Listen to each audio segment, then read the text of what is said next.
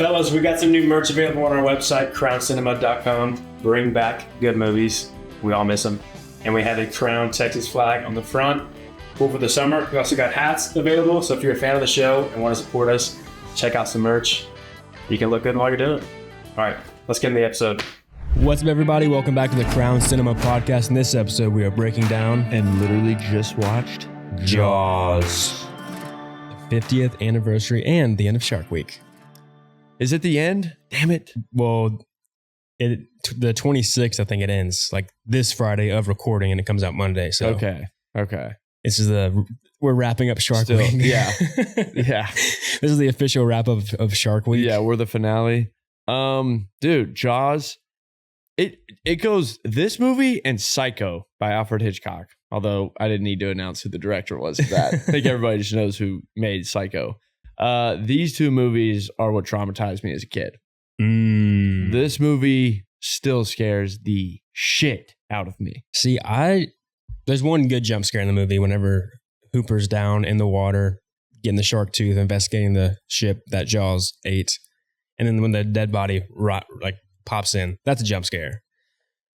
But honestly, it kind of sucks for me because the weight that it used to have of the fear just doesn't hit in today's age for me. The shark's just not as scary. And I think the reason why is because because obviously they use a real, they made a real shark, like a prop shark. Yeah. The prop shark.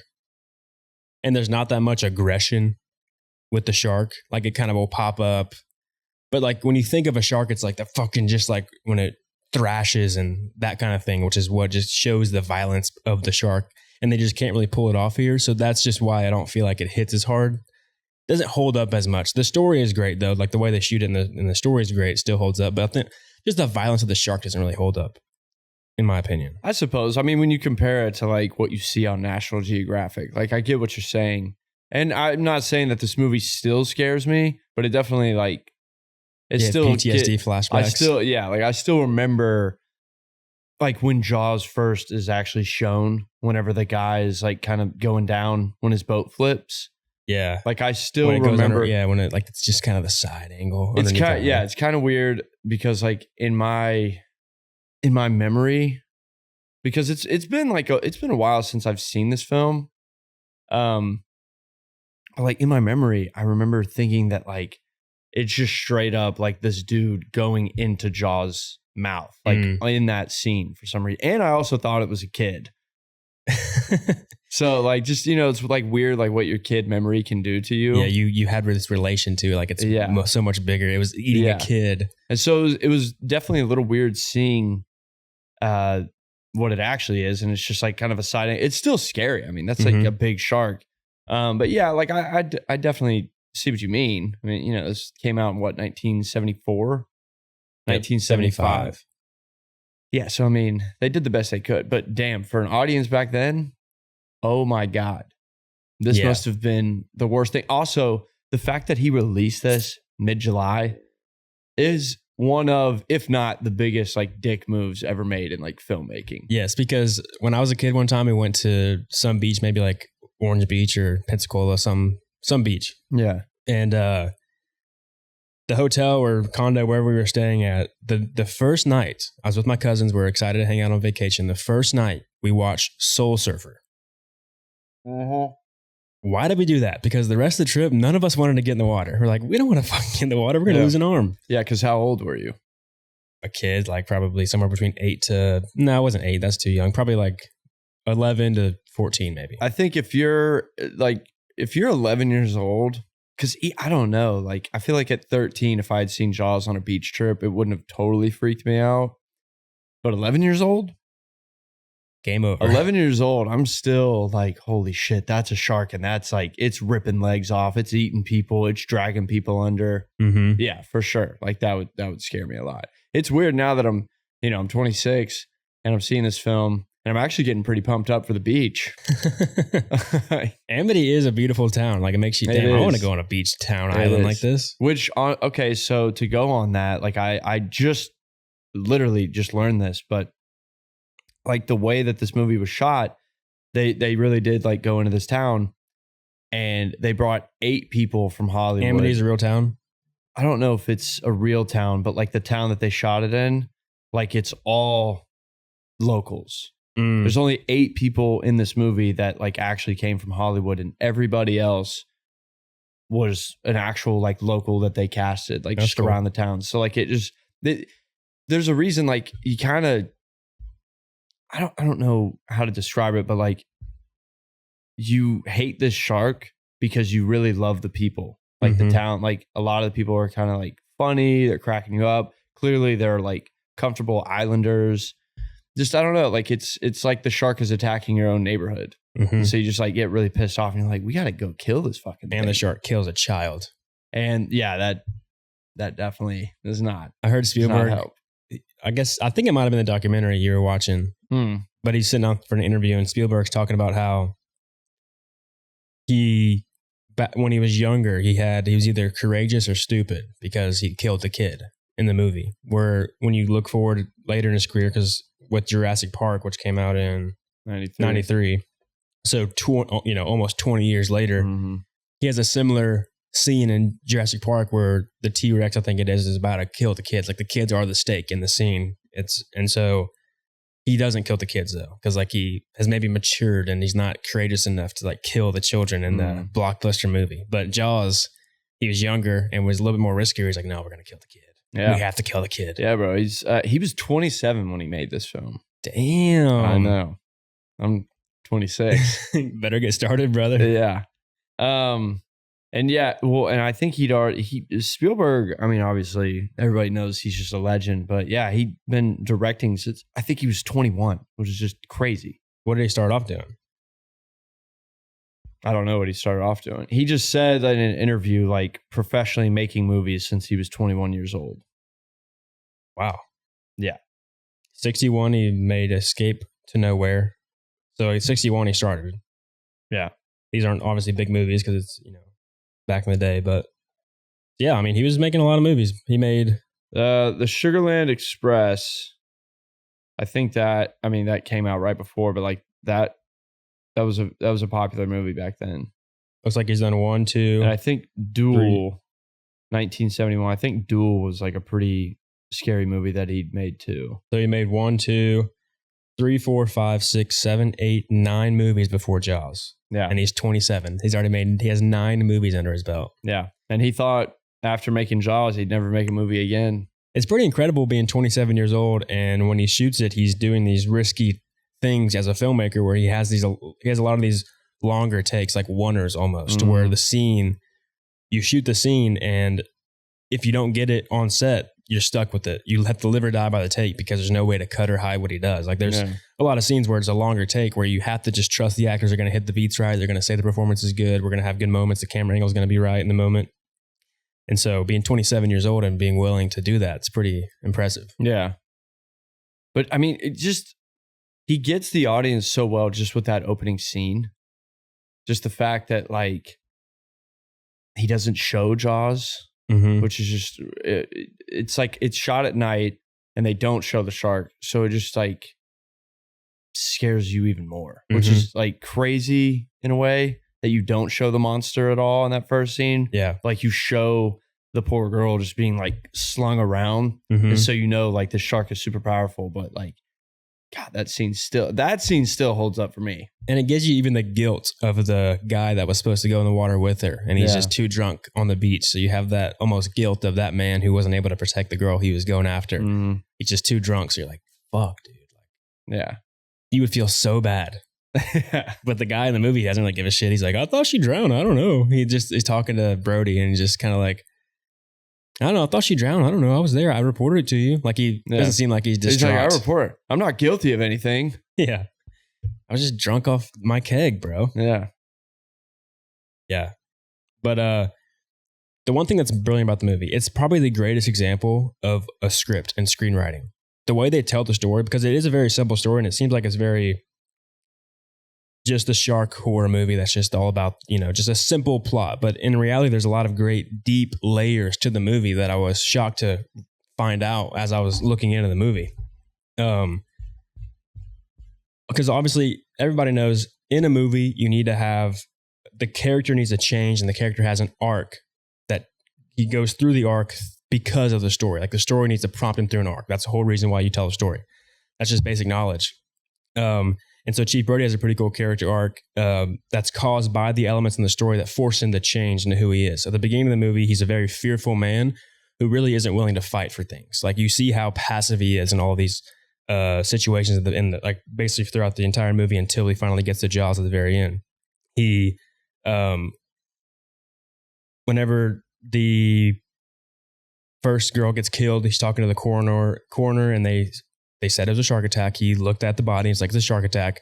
But because Amity is a very tourist-heavy town, that's the way the town survives. It's a very fragile economy because if the tourists don't come that summer, Amity is too small of a town to survive. That's how they make all their money. Mm-hmm. And so it's, that's the problem with the town, is that we need to have people come here, so we cannot be having a shark attack in the summertime. That's going to screw our tourism. And if people don't come this summer, for the rest of the summers, they may not come back because they're going to find a new town that they might like better than Amity. And so when the coroner changes his mind and says that it was actually a boating accident, he's like, "You're going to stand by that?" He's like, "I will." And he doesn't push back. When Brody knows it was a shark attack, he saw the body, he saw the thrashings on it, but he won't fight back because, again, he's a passive, fearful man. Whenever that second attack happens on the beach, when Jaws does kill the kid, he's scared to walk in the water. He won't even go and try to get the kid when his duty as a police officer is to protect the town, but he isn't even willing to jump in the water because, again, he's fearful and a little bit passive. At the town meeting, whenever they're talking about they're going to close down the beaches, Brody you see him in his performance. He's nervous to talk in front of people. He's not being super assertive as the authority figure in the room, as the captain of police, or the chief of police, I mean. And then the mayor tells him, "We're actually only going to close the beach for 24 hours. Heather Brody just says we're going to close the beaches down." Brody's like, "I didn't agree to that," but he lets the mayor only close it for 24 hours, despite knowing that's the risk. Despite knowing that's super risky because we know there's a shark out there. Whenever he meets Hooper, right? Not Hopper, it's Hooper. Hooper wants to go investigate the waters and try to see if he can catch the shark that night. But Brody's like, "I'm not drunk enough to get on a boat." He's like, "Yes, you are." And so Brody gets super drunk. You see him, he's hammer drunk with the bottle in his hand because he has to be drunk in order to even get on a boat to be near the shark. And he also reveals that he moved to Amity because there's never been any crime or murder in like the last 30 years or something like that. It's a pretty soft job for a police officer to get. Like he wants to go to a town where you can't actually do anything. He thinks he can make a difference in a town that doesn't have any crime. But like as a police officer, you're not helping out anybody by just going to a town where there's no crime. He just wants to go chill out. Yeah, he was in New York City, the most dangerous place for a cop because there's so much crime in such a big city. He's probably just tired of it because he's just not making a difference at all. So he's just wanting to go chill out at this town with his wife and kid. They don't have to be put in any harm's way. Mm-hmm. Yeah, bro. It's very smart. Just like kind of how the Jaws and Brody, right? Brody? Yeah. Martin Brody. Yeah. It's smart how Jaws and Brody, like they have like this relationship off screen pretty much the entire movie. And yet Jaws is getting closer to Brody. Like, so Brody's he's so scared of the water. And so he's not even getting in it, but it doesn't matter because like this town that is technically his to protect, like Jaws is he's taking one girl, then he takes the kid, then he gets close to Brody's own kid. So he like, without even seeing Brody, he's like getting closer and closer. And he's also like bringing him out to the water. At which point I remember like Brody says on the water, he's like, "Why don't we like go closer to shore to bring the shark closer to us instead of the shark?" Because it's like showing that Jaws is like this smart animal, this smart monster that's like bringing them out and he's like luring them out. And yeah, so it's very interesting, like the relationship that Spielberg created between Brody and the shark and all the other characters, but Brody specifically. And then two more examples of him being fearful is that whenever all the fishermen are gearing up to go hunt the shark to get their $3,000 reward for killing it, he's trying to get order on the dock, but nobody's actually listening to him because he's not really asserting his presence as the authority figure of the police officer. And he even stops one of the guys who wants to bring dynamite. He's like, no, you can't use that, which is a very aggressive tactic. You know, if you're a passive guy, you don't want to use aggressive tactics. So he stops them from even using a very powerful weapon to kill the shark. So again, showing his passive nature. And then whenever the shark does come, I think it's for the third time when it kills the guy on the boat we were talking about earlier, when the shark is underneath the water and when he flips the boat, he they're all whistling shark, shark to let everybody know, get out of the water for safety. But Brody tells them no whistles, because it's too aggressive of a thing. He's like, don't scare everybody, like calm down. Despite if there's a shark in the water, Jaws, you need to scare everybody to get the fuck out of the water. No, that I didn't take it that way. The reason he's saying don't like blow the whistles, like don't cause a panic, is because, and they show it, is because like all it just turns into a stampede. So like you see like all these old people that are like damn near drowning in the ocean because like kids are getting flipped off their rafts.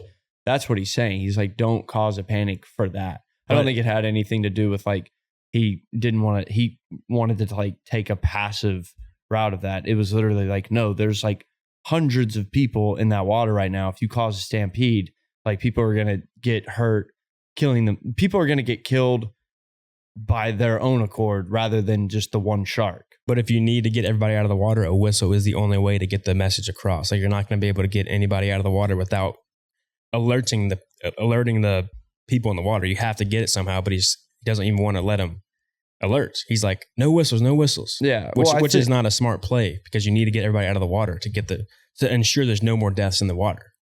Right. But now there's about to be a stampede, so there's going to be more deaths. So really, I think he's like kind of, what he would want to do is like go get a bunch more of like his lifeguards, his police officers to like get in the ocean to like ensure that people are getting out safely. Mm-hmm. But if this guy just blows the whistle, there's no order at all. And, you see that eventually. You see just a bunch of people like there's one old man that like he's just getting stepped on and like he can't get up. And then like at one point there's a kid on a raft and some grown man just like straight up flips him over. Yeah. And so it's more of like, okay, if there's a shark in the water, like that's what it is. We need to get everybody out as quickly as we can, but we need to do it as safely as we can. So if you blow that whistle and start screaming shark, it's going to be way worse. But I think it's also him prioritizing the appearance of the beach, because again, the mayor told him, we can't cause a panic. We don't want people to be scared of Amity Beach. They need to enjoy the 4th of July. So we start blowing whistles going crazy, people are going to get scared and they may not want to come back. So again, he's also selfishly kind of trying to protect the image of the beach. There might be a little bit of job protection there. But I mean, overall, like the whistling was not the right move, because they did in fact panic and stampede themselves. Yep. So there should have just been a better plan. I don't know how you couldn't have planned. Well, they should have just closed the beach down. They should have closed the beach down, but like they should have like had people like ready to go to like get everybody out, instead of like, okay, the shark's here, blow it. Yeah. That's just that wasn't like the right way to go about that. But and obviously that's a difficult area, because again, he was passive before this and he's not willing to stake his authority down and say no. He's not going to fight for what he knows we should be doing. He's too scared to do it because he's a passive character. And so that's his biggest problem. He's a passive character. He's not willing to be aggressive and assert his authority and fight. And so when you write a story, you want to have the antagonist, who is Jaws in this story, to be the perfect thing to cause the character's biggest weakness to change. So Jaws, again, is the aggressive, brutal nature of just nature. So that's the perfect mirror to get Brody to grow into having to learn how to fight. And so the shark is always forcing Brody to confront his biggest problem, which is being passive. And there's a cool little thing that's like a pattern in the movie, that once they're out on the water trying to catch Jaws on the Orca, the boat that they go on with Quint, every time Brody gets a little bit more comfortable on the water, the shark appears. So just think about it like from a psychological perspective. You can kind of go deep layer with like psychology, because again, Brody needs to triumph over this problem. And so if you're neglecting the problem you need to face, it's going to appear in your life in other ways that you're not expecting it to be. So, and as you progress, it's going to get harder and harder. You're going to have tests to see if you can actually overcome this problem. And so every time Brody starts to slightly overcome, Jaws reappears. when he finally learns how to tie the knot, he's struggling on the boat to tie the knot to be a good, what they call it, like a crew member, I guess, on the boat. Yeah. Whatever it is, Skippy. Good shark hunter. Yeah. When he finally does get the knot for the first time, he's like, I got it. Boom. Shark comes back. Mm-hmm. So you're like, okay, he's getting tested again. Like, sure, you made one progress, but can you continue to make this progress? The shark's gonna be there to be your number one problem and remind you, like, you're sure you're getting closer, but you're gonna have to face me. Like, you might get getting closer, but you have to face me. Like, these little steps are good, but you're gonna have to overcome the biggest problem, the shark. When he stops getting grossed out by the chum, he first time he has to like have a napkin over his mouth because it smells too bad. Yeah. The second time he starts to chum, he's just kind of like nonchalant, like it's whatever, I'll do it. And then Jaws appears again because he got more comfortable again on the water and on the boat. So Jaws reappears again. You're making steps, but Jaws is going to remind you got a bigger problem to face. Even when he's unsettled at night, whenever they're all in the ship at night and they're eating dinner, drinking, and you've learned that Quint he was on the USS Indianapolis where a giant shark attack killed so many U.S. service members after the Hiroshima bomb got dropped. When Brody, he's kind of standing off. He's not really, he's laughing along with the guys, but he's not really involved in like the storytelling and sharing. He still is a little bit nervous because he is on the boat. But once he finally gets comfortable and you see him sit down at the table with the people singing along, he's kind of like gotten comfortable in the situation. Jaws fucking beats their boat up to cause them to have some boat damage. So again, he got comfortable in the scene and he sat down with the characters, and then Jaws reappears again. And then a cool one, kind of like what you mentioned with Jaws pulling them out to sea. This isn't really related to this point exactly, but it's just a cool little deal where Brody's like, he says, shouldn't we bring Jaws closer? Should we bring the shark closer to shore instead of him dragging us out to sea? When he says that, shortly after that, Jaws literally drags the boat out to sea from behind. Like the ship is facing shore, but it's getting pulled from behind because Jaws is like, no, I'm dragging your ass to sea. Like, you got to face this problem. Like, we're not going to make it easy for you. So like, you're going to have to solve this problem. So again, great storytelling and screenwriting to get the character to understand that he needs to face this problem.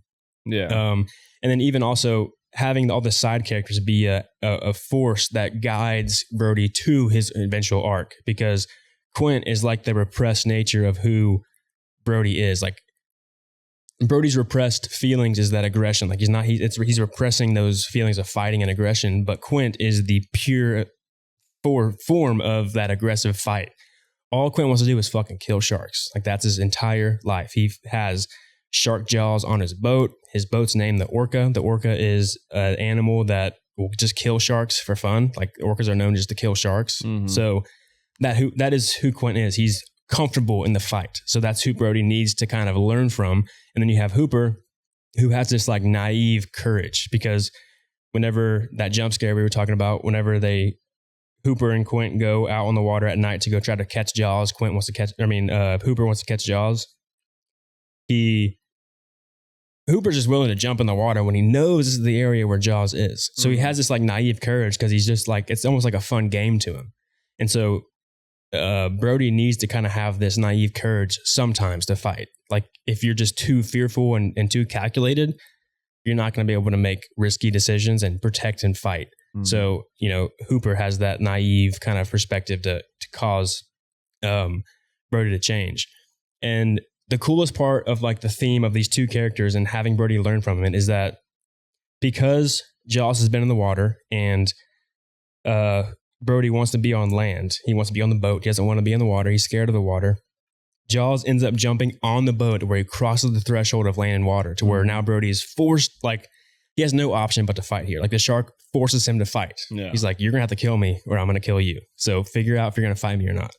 And so the way that Brody actually kills a shark is he takes the two things he's learned from each character. He has the old school fight from Quint, how he uses old school techniques of just, harpooning him, barrels, the beat up boat. He has a machete, he's got a rifle. Like, it's just old school. And then Hooper has like the knowledge and the technology and all these like different things to try to kill the shark. He has the poison or whatever it is. He has these like a shark cage. It's all like new technology. Yeah. And then what Brody does to kill the sharks, he takes Quint's rifle and he has Hooper's compressed air canister and uses them both in order Yeah. to kill Jaws. Yeah. So taking the two characters of what he learned to then finally triumph and change. Yeah. And then when he does finally kill Jaws, because he's been scared of the water, he shoots it, it explodes, and then water splashes all over Brody's face. So he kind of like gets bathed in the water that he was scared of the whole time. And that kind of suggests again his change. So just the storytelling in the movie is just so brilliant because it is perfectly written where every single character means something to Brody's change, and they all force him to overcome his biggest problem of being a fearful, non-fighting man. Yeah. So the screenwriting is just incredible. For sure. For sure. I always thought it was interesting that like people call Jaws a villain. He's clearly like the antagonist in this. I don't know. I feel like there's just kind of a split between an antagonist and a villain, because a villain like kind of does something evil on purpose, where an antagonist is just like a bad force of nature that you're just forced to deal with. Mm-hmm. Jaws isn't so much a villain. The villain really is the mayor. The mayor is like the worst dude in this entire thing, because he's just like the form of like capitalism pig that you just, that everybody hates. He's literally, he's putting money over human lives. Mm-hmm. It's even more fucked up that you find out that he's actually got his own kid out there too. Mm-hmm. Where it's like, dude, this dude, like he will do anything for money. Whereas Jaws is just a shark. He's doing what he does. Yeah. Like that's what like I love about Hooper. He, yes, there is like the courage that he has, but Hooper just truly like understands what Jaws is. He's like, this isn't a bad thing. This isn't a terrible, misguided creature. Mm-hmm. This shark has just mastered the element of like how simple its life is, Mm-hmm. which is it swims and it eats and then it makes baby sharks. But he's naive to the fact of how dangerous Jaws is, because he's willing to get in the water with Jaws. He thinks, it's a cage, I'll be fine. I'm going to do this and just stab him in the mouth. Yeah. It'll be easy. But you don't understand how powerful and brutal Jaws is. Jaws literally put a hole in the fucking boat. Yeah. And you're going to get in the fucking cage. All right. Yeah. Jaws is going to destroy the cage. So again, that's that naive courage where he's like, I'm going to do it. It's fine. And my modern technology will save me. And you compare that to Quint, who whenever Hooper actually brings the cage on the boat, he's like, what is this? Yeah. Quint's like, so you get in the cage. No, he says the cage, and the cage goes in the water. You go in the water. The shark's in the water. He's like, farewell, goodbye. Like, starts singing to him. He's like, you're fucking crazy. Anti-shark cage. You go inside the cage. Cage goes in the water. You go in the water. Shark's in the water. Our shark. Farewell and adieu to you fair Spanish ladies. Yeah. Because Quint's experienced what the true brutality of a shark is in the water. Yeah. But Hooper never really has. He's only seen it from a distance. Because, again, that distance, because Hooper, he said his first fascination with sharks when he's sitting down at dinner with with Brody and his wife. Yeah. Hooper tells the story of why he got fascinated with sharks. And he tells the wife that when he was fishing or something, I don't remember what he was saying, but he essentially was on a boat. A shark started to eat his boat. So he jumped off, swam to shore. And he said from shore, he watched from a distance a shark eat his boat. Yeah. So he's never really been in the experience of a shark attack. He's only seen it from a distance. So he has that like kind of fascination from a distance, where Quint has seen it up close and personal. So his fascination is like of seeing the brutality. So he just wants to kill them all. So they had that difference there, to where Quint's like, I'm never getting in the water. You're fucking crazy. But Quint's like, no, it'll be fine. And speaking of Quint, that's his monologue that he gives when he's talking about like where his PTSD comes from. He's on the famous was it the Indianapolis, I believe is what it's called. Yeah, which is true, by the way. I actually did not know that. I'll admit that. I did not know that was a real thing, but I looked it up, and that was like, it was delivering, I think, parts to build the atomic bomb that we eventually dropped on Hiroshima. Mm-hmm. But it sank, and like all the guys that survived, like there was just like this huge like shark invasion. Yeah. It was just a feeding frenzy. So like and 1,000 men on the water, only 300 got out. Yeah.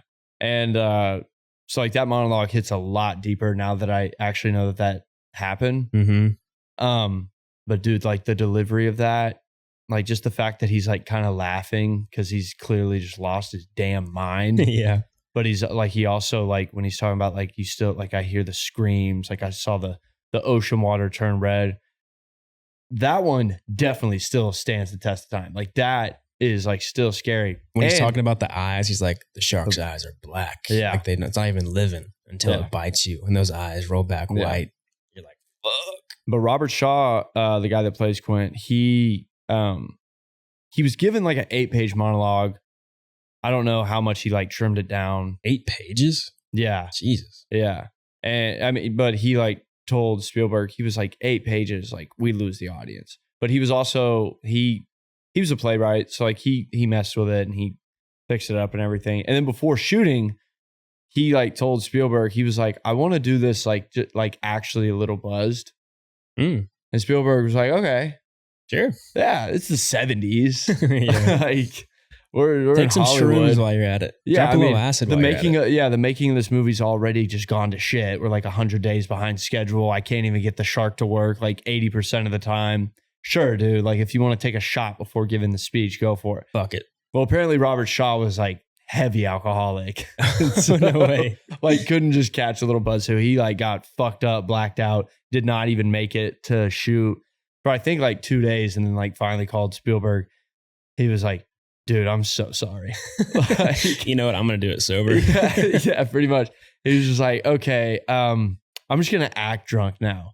And Spielberg was like, yeah, you're goddamn right. Yeah. Like you can't drink on this set anymore. Yeah. So I thought that was pretty fascinating because it is such a good job that like you would have thought he was hammered. So like, why did he actually try to like get a little drunk? Like he clearly didn't need to. And having to be a true story, adding in the details of kind of why it happened makes it even scarier because again, they said Hiroshima, the bomb drop on Hiroshima was such a secretive mission that they didn't have any people on standby to come and save the ship. Like there could be no calls for help, no mayday, nobody could come and save them because it was so secretive. Nothing was set up to protect them, to like protect the guys on the USS Indianapolis. Yeah. So like, that's just like, fuck, dude. Well, and the reason that I think this probably like scared audiences a lot more when it initially came out is because the Indianapolis incident happened 30 years when Jaws dropped. I think like on the 50-year anniversary of Jaws is actually the 80-year anniversary of the Indianapolis happening. So you think about that should like people remember that. Like when that monologue is delivered in this film, people know exactly what he's talking about. And like Spielberg, because this isn't like some science fiction film, especially when you drop something like that in there. This all of a sudden is like, holy shit, this could happen. Like there could, and Spielberg kind of explains that. He was like, yeah, like, well, actually, no, not Spielberg. The guy that wrote the original book. He was just like, yeah, like I just thought about like, what if one day a shark like just kind of like something clicked and he was like, wait, there's so much food when I get closer to this beach. I think I'll just stay here, you know? And like, that's just like kind of scary. Like people, you know, cause shark attacks are so rare, but they do happen. Yeah. And all it takes is like that one time where you're just like, shit, like sharks are still attacking us. Like sharks still kill people, you know? You always hear that. Don't worry about sharks. It's so rare, but it's still that slight still chance happens. makes you so scared of the ocean. Like every time you're in the ocean, just swimming around, you're like, fuck, dude, there could be a shark. Bro, let me tell you something. I love the ocean. It is my favorite place on earth. Like I love the beach. I love the ocean. It's my favorite. And I love going swimming in the ocean. But I also love the sand beneath the water. And as soon as I stop feeling that, swim back. Okay, I'm with the sharks. I'm out. It's also pretty insane that the characters in the movie, once they know there's been 2 shark attacks, when they do go back in the water on their 4th of July, they're going deep. They're swimming deep. Like they're not touching the water. They're swimming. Like, why the fuck would y'all go out that far? The only thing I can think of is that they're just thinking, well, 2 shark attacks have happened like within a week, right? Is that the time span that we're dealing with? I think so, yeah. Yeah, I think it's within a week.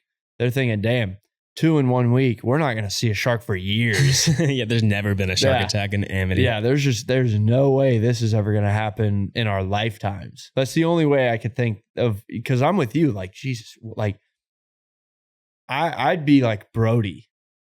You know, I 2 shark attacks in the same beach area.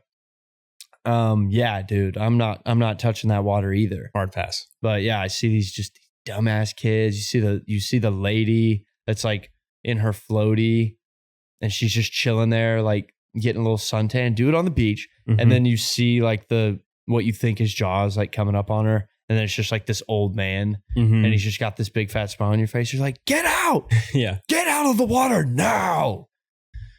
Speaking But- of that scene, that scene is the greatest example of building tension to make you feel on edge the entire time. Like the way that Spielberg shoots that whole scene, I feel like this has to be taught. Yeah, I feel like this scene has to be taught in classes. literally, I'm pretty sure it is. It has to be. Because it's literally a master class in tension. Let's go to it. Oh, literally. Quite. Quite literally. All right, so to set the stage before this, Brody has seen the effects of a shark attack. He's seen the dead body, the girl, getting thrashed, how brutal it is to see an innocent woman just have been torn apart by a shark.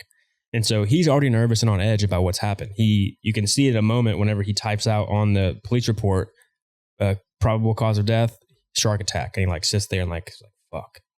Like I'm scared of water. And like that's my biggest fear is a shark attack, right? So we have that set up, and the movie is called Jaws, so we just know there's going to be shark attacks in the movie. So now we're here in the beginning of the movie waiting for a shark attack to happen. So Spielberg starts it off with this one long shot here where we see this big old woman walk into the water who is clearly the best pickings for Jaws. That's a hefty meal right there. So we're like, oh no, here it is. Then it changes on us where we follow the boy who walks up,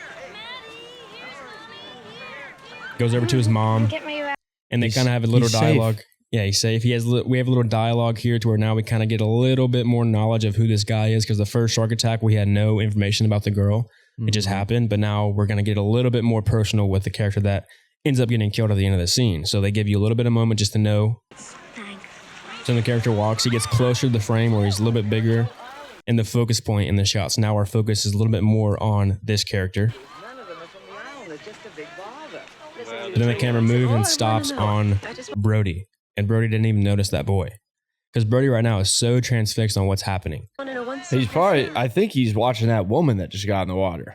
Yeah. Yeah, like I think he kind of what you said. He's like, well, that's like probably the ideal meal for Jaws right now. It's just this big hunk of woman. Whereas he doesn't care about the boy because the boy's out of the water. Mm-hmm. Like it's all good. Yep. That kid's fine. So as he's looking at the beach, we get a few shots coming up. You're not an island. That's it. So we get these various shots you'll see here in a second of a bunch of different point of view shots from Brody. It's not actually his point of view, but just from the direction that he's looking. So you can assume it's his point of view of like all the different people that he's having to watch in the water. The lady there, the dog, this couple in the water. The boy runs in now, jumps in the water.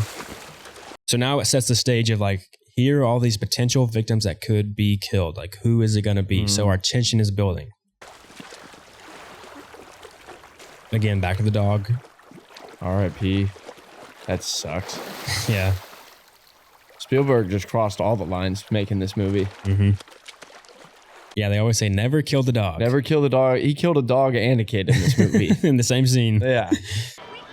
And these right here, they have these cuts where people walk in front of the frame and it cuts closer and it hides these cuts, which is a little bit disorienting because of the way like something crosses in front of the frame where you can't see what you were looking at, and then the frame changes to be either closer or a different point of view.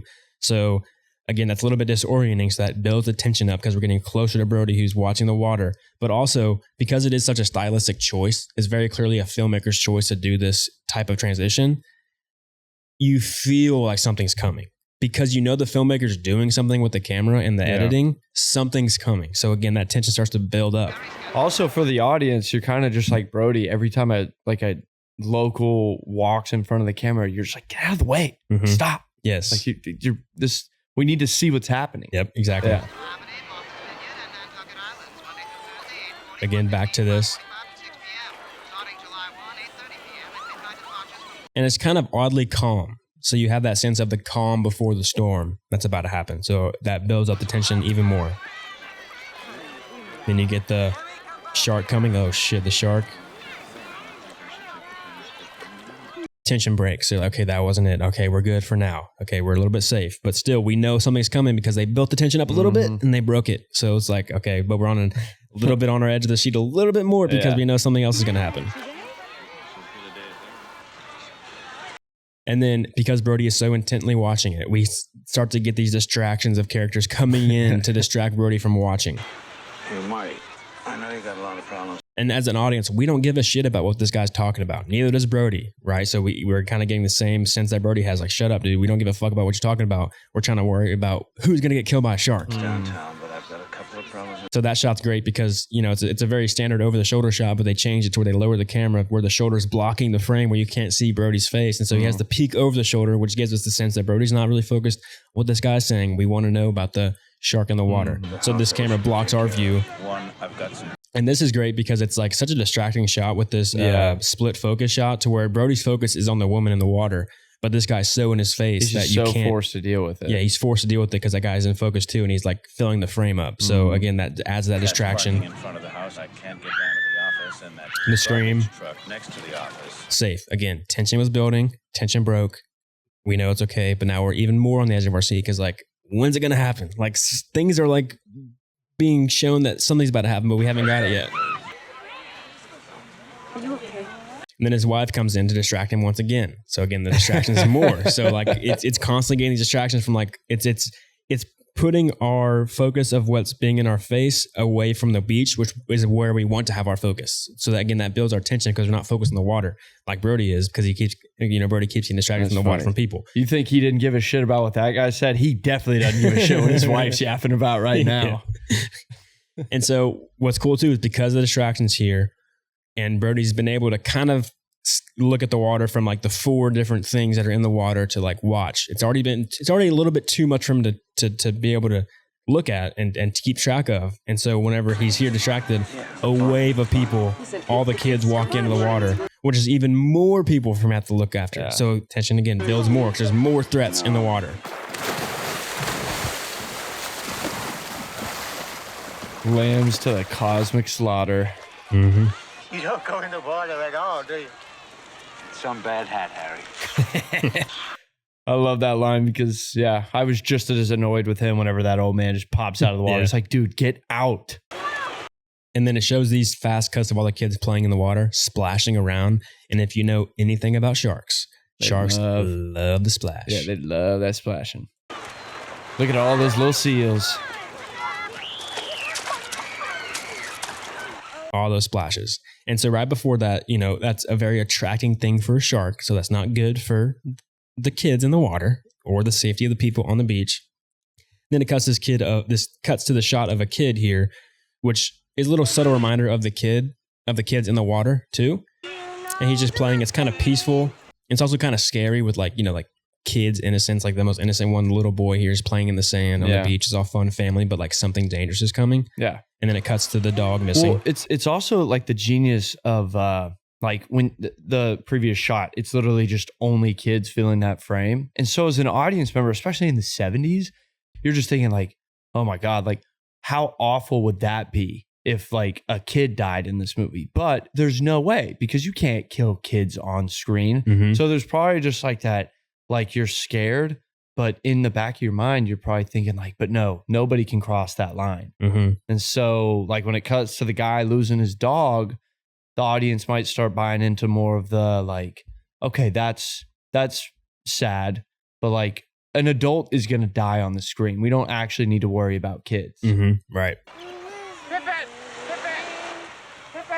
So now that they show the shot of the water where it's like nobody's in the frame anymore in the background. It's just this guy looking for his dog. So like the shark is out there somewhere. The dog's gone. And we get to see the shot of the floating stick. To where now we know there's a shark in the water. There's a shark in the water. Yeah. And then we get the longest shot in the entire scene where it's the underwater shot of Jaws approaching. And now we can't do anything about it because it's here. The shark's here. Brutal. How much blood they put in Not that. only do they kill a kid, it's the most brutal death in the movie. Yes. And then you get the most iconic shot, maybe of all time, that vertigo effect, the dolly zoom on Chief Brody when everything he was worried about has came and is here. Yeah. Now it's like, fuck.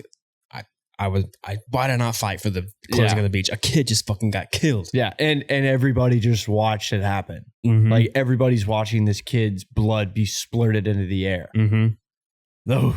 And then you see Brody who's not willing to get in the water. Oh, they cut to the mother too.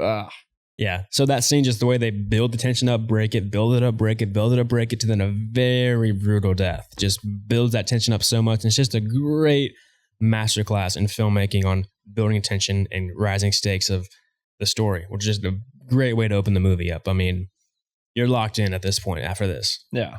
And 27-year-old Spielberg clearly has it under control. He, even though like you were saying, the set was like a train wreck. It was a nightmare of shooting. He's but still able to make this phenomenal movie. He knew that if he could actually finish the movie, that it was going to be a hit. And I think overall, like the executives did too. They were like, God, this is a bitch and a half to make. But because like he had George Lucas and Scorsese like come visit this set. Just like come hang out and like see it. The OGs. Yeah. Because like, bro, at this time, like, it was like Spielberg, George Lucas, Scorsese, and Coppola. Like those are the guys. Like, damn, what a come up! First off, like all of those guys just coming up. But George Lucas like comes onto the set, sees the shark. He gets to see Jaws, and I don't know if it was the only thing he said, but the first thing he said, he was like, "Oh, this might be the greatest movie of all time." Like you might, like the fact that he saw that shark and was like, oh my God, like you're not BSing the audience at all. Like that looks like a shark. Like, and so it's pretty cool, but yeah. It's cool too that in the movie, because the shark never worked on set because they built it for fresh water. Yeah. And then they put it in salt water. And so all the mechanics would fuck up and corrode or whatever happened on set. So the shark was always not working. And so Spielberg said in the script and the original plan for the movie, the shark was supposed to be a lot more present in the movie. Like you would see the shark way more often. He'd be throughout the entire movie. But it's kind of a happy accident that the shark didn't work because it makes the movie much more scarier when you don't see the shark. It's underneath the water, creeping towards you. You're not sure exactly where it is. But but then like, you know, when you do see him, especially at the end there, like you're seeing a lot more of him. Like I think about that when he finally gets on the boat. You might be thinking like, okay, that's a little corny, like it's a little Hollywood. Shark's definitely like, it's called breaching, I think, whenever they breach the shore.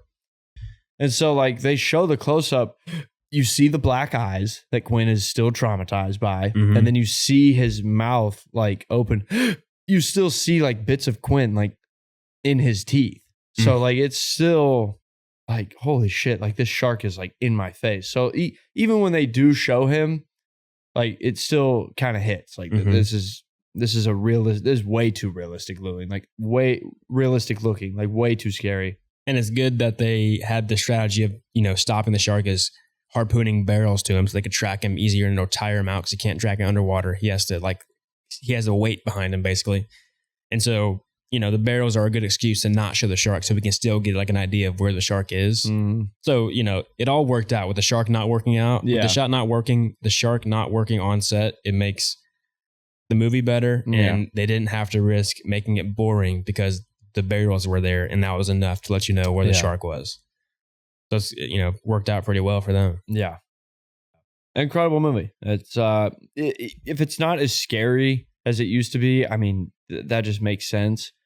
But it's definitely still as fun to watch. I remember like when we first watched it for the episode, I kind of had the sense of like the shark's not that big because new shark movies have ruined it with like the Megalodon and that kind of shit where the shark is like insanely massive. It's like this is just a big shark, but in your head you're like that. I mean, it's like a normal shark. I mean, it's big, but like that's a normal size shark in my eyes. Yeah, it's like why is a shark extra scary? It's like new movies almost kind of ruined the feat of how big this shark was. Like 25 feet versus however big a Megalodon is, you know, or these giant sci-fi-esque sharks that they have now in movies. Yeah. No, it was pretty cool though, because like on that, Spielberg like had the designer of Jaws. He had him like kind of draw out like how would an 18. There were 3 different versions of Jaws. There was an 18-foot one, there was a 26-foot one, and I think there was like a 32-foot one. Mm-hmm. And so great whites, I think on average, actually I don't know what average is, but like a really big great white is like 22 feet. And so like Spielberg saw the 18-foot one, he was like too small. Then he saw the 32-foot one, he was like too big. Like the audience is just going to clearly know like this is just like a science fiction thing. There's no way that there's a shark that big, yada, yada. But the 26-foot one is like the perfect scary because it's like bigger than the biggest one you've seen. But like to an audience, it's like, that's possible. Right. It's not too big. It's like this anomaly that's like washed up onto your shore. And not only is it like friggin' huge, but it's also wicked smart.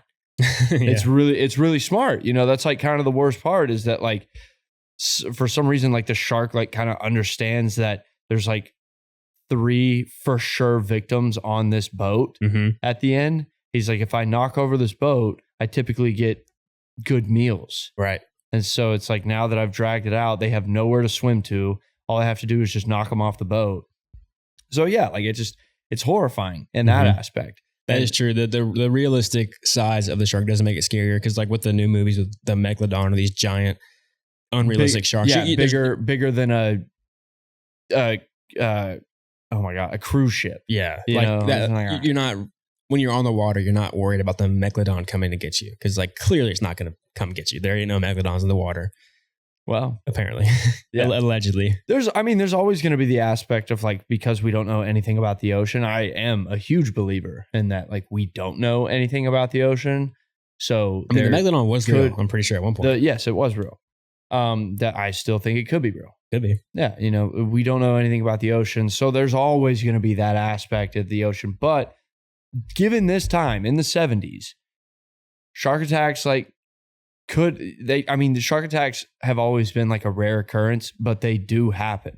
And so if you show a real town set in real America with real people, which he does, and you show a not totally realistic, but very believable and honestly could happen shark attacking people, that's what scares you. It's like, damn, like I kind of read something about this like a couple weeks before the movie came out, you know, like you just know that it does happen. And so for Spielberg to not only like show like just how scary it is, but like how realistic it looks, because even when when you really see Jaws for the first time with the guy on the flipped over boat, like it shows Jaws like kind of on its side, which is what great whites like actually do. Like when they're like going in for like food, they're not like,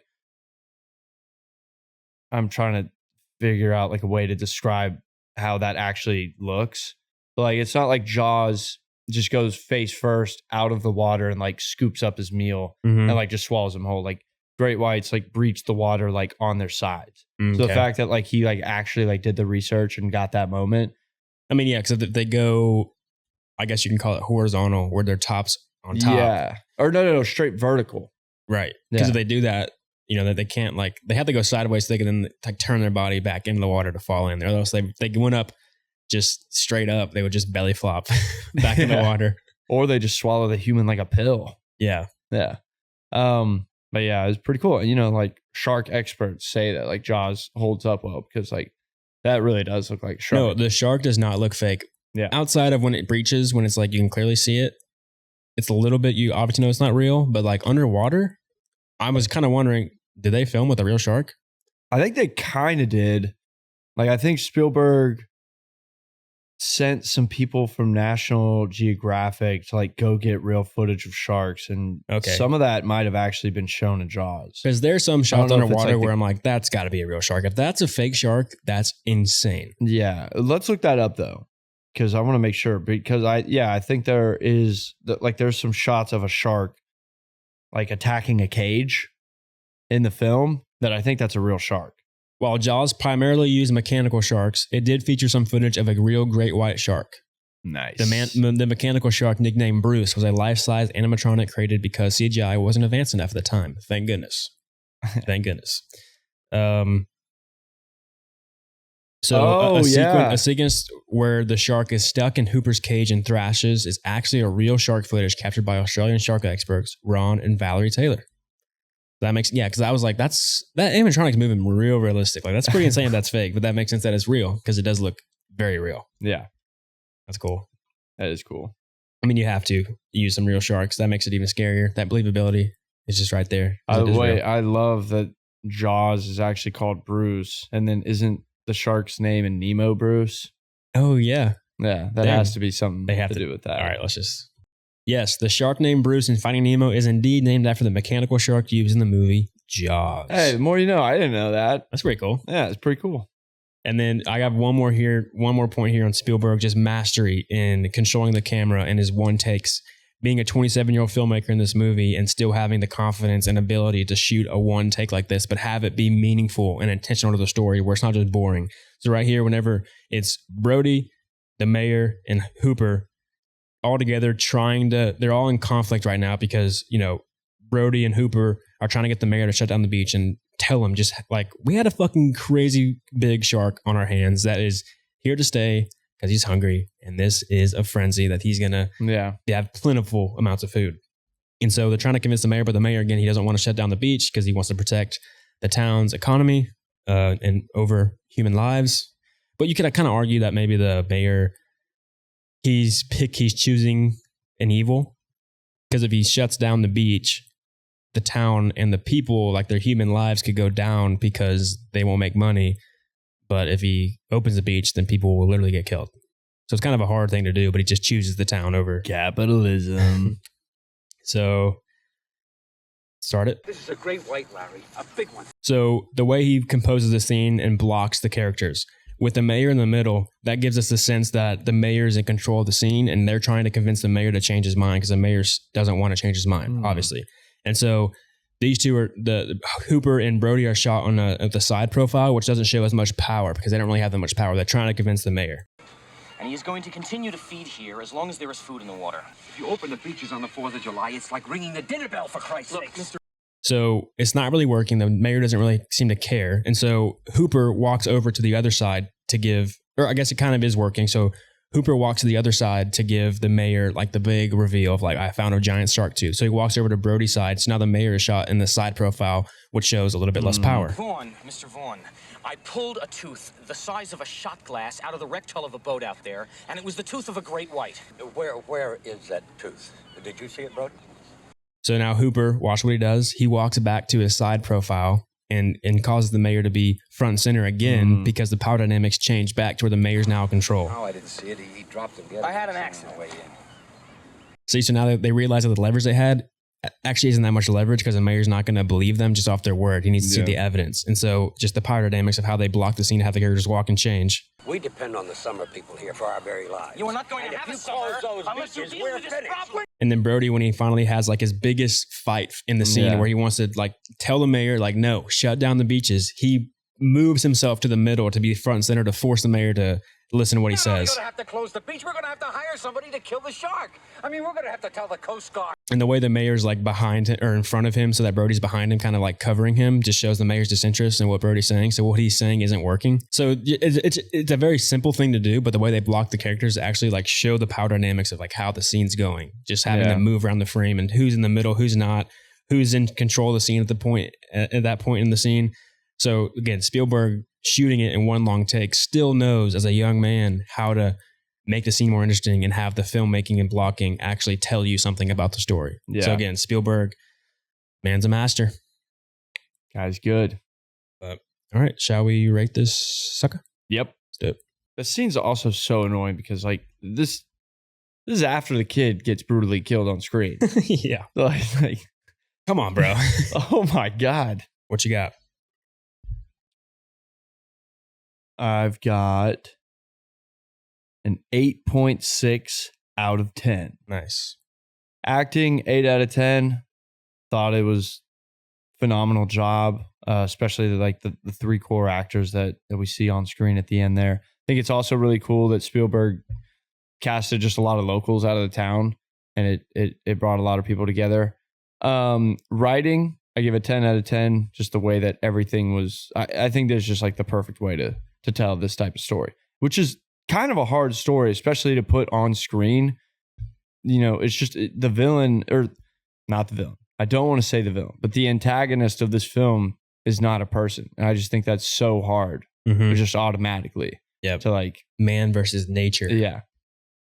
Editing 9 out of 10, cinematography 8 out of 10, enjoyability 8 out of 10. That's just because I love the ocean and I hate to see a shark destroy that love.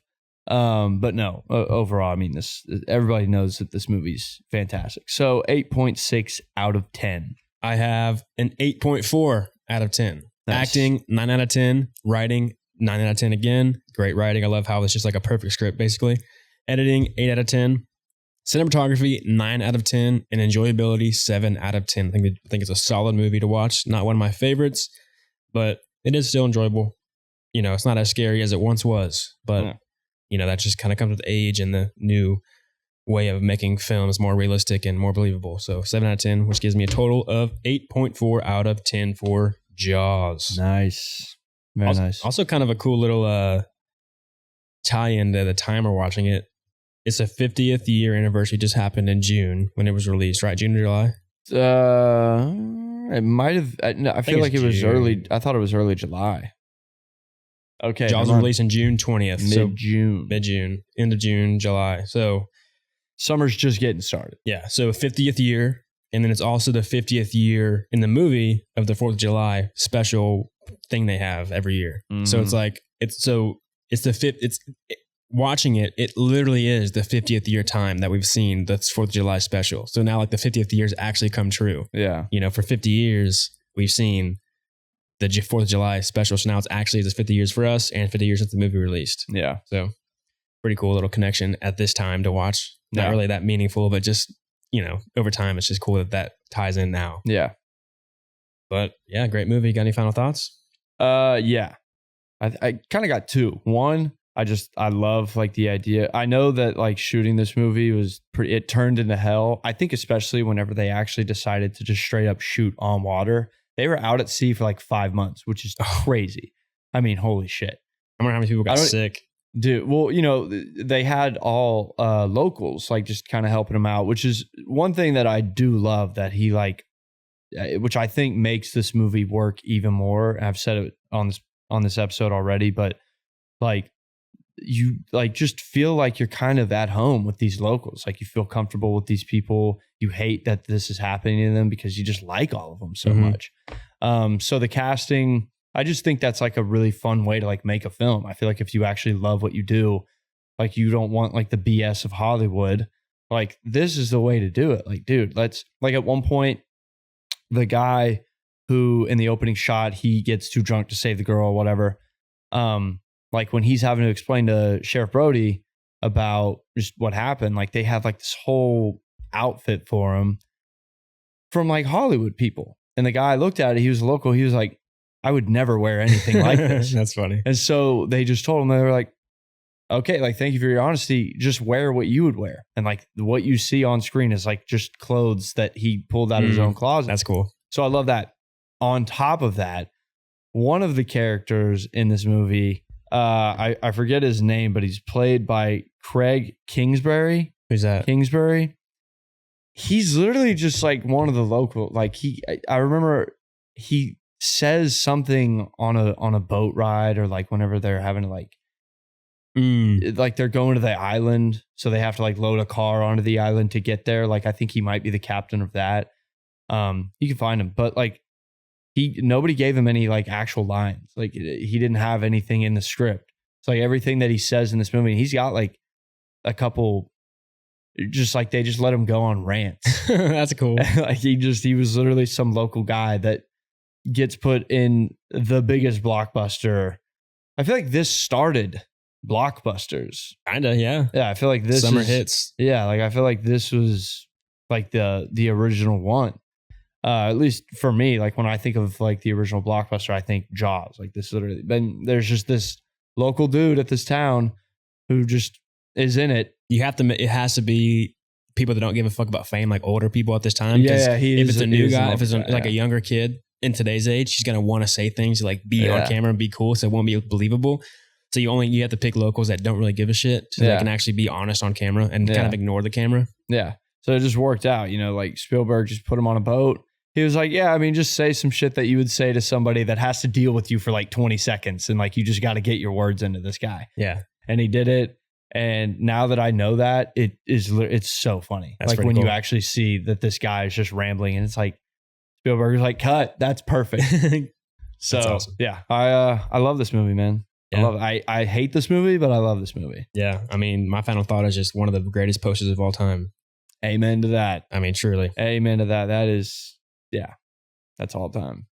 All right. Thank you guys for listening. Comment below your thoughts on Jaws. Submit your rating to us. We want to see how you rate this movie and where it stacks up among your list of great movies. Thank you guys for listening. If you enjoyed this episode, drop a like, subscribe. If you're on Spotify or Apple Podcasts, give us a review. That helps us a lot so we can rise on the charts so more people can so more people know about the show and they can dive into these great movies that we talk about. So we'll see y'all next week. We're out.